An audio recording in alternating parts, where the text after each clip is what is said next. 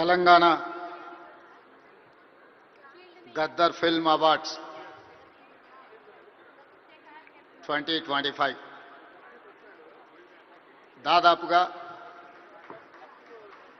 14 సంవత్సరాల తర్వాత తెలంగాణ రాష్ట్ర ప్రభుత్వం ఈ అవార్డు కార్యక్రమాన్ని నిర్వహించాలని సినీ పరిశ్రమకు సంబంధించిన ప్రముఖులు, ముఖ్యంగా యువమిత్రులు దిల్ రాజు గారు ఈ ప్రతిపాదన తెలంగాణ రాష్ట్ర ప్రభుత్వం దృష్టికి తీసుకురావడం జరిగింది. దీనికి సంబంధించి ఈనాడు ఇంత అద్భుతమైన కార్యక్రమాన్ని ఏర్పాటు చేసి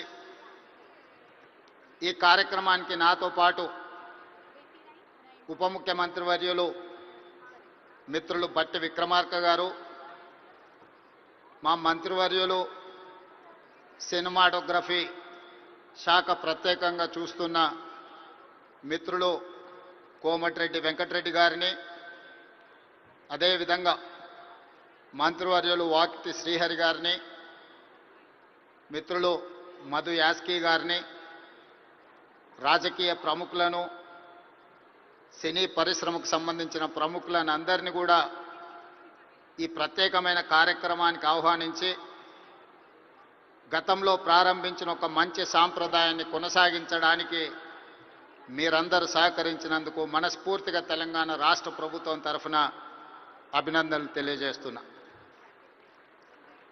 మిత్రులారా,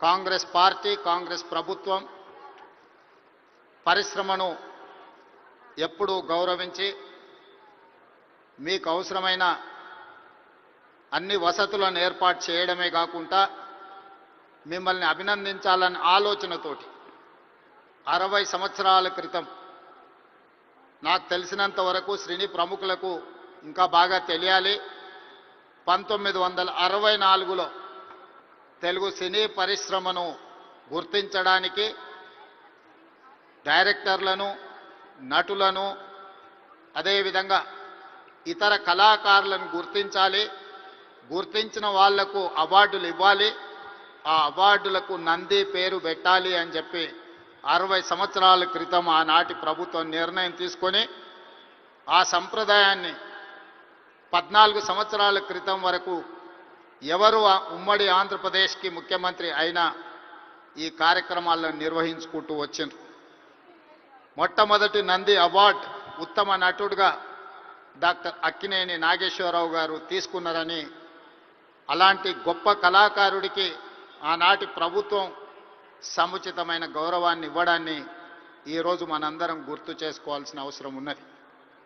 అదేవిధంగా వివిధ కారణాల చేత 14 సంవత్సరాల క్రితం ఆగిపోయిన ఈ కార్యక్రమాన్ని మళ్ళీ కొనసాగించాలన్న ఆలోచనతోటి మా ప్రభుత్వం నంది అవార్డులను ఈరోజు తెలంగాణ గద్దర్ ఫిల్మ్ అవార్డ్స్గా ఈరోజు మీ ముందుకు వచ్చి నిలబడి ఈ 11 సంవత్సరాలు తెలంగాణ రాష్ట్రం ఏర్పడ్డ తర్వాత తీసిన అన్ని సినిమాలకు సంబంధించిన డైరెక్టర్లను, కళాకారులను, కవులను, గాయకులను, సాంకేతిక నిపుణులను అందరినీ అభినందించాలి అని ఈరోజు ఈ కార్యక్రమాన్ని ఏర్పాటు చేసి ఇన్ని గంటలైన ప్రముఖులందరూ ఇక్కడ ఉండి పరిశ్రమ అంతా ఒక్కటే, ఈ పరిశ్రమకు తెలంగాణ రాష్ట్ర ప్రభుత్వం అందిస్తున్న ప్రోత్సాహాన్ని మేమందరం కూడా ఆహ్వానిస్తున్నామని చెప్పి ఇంత సమయం ఇక్కడ కేటాయించినందుకు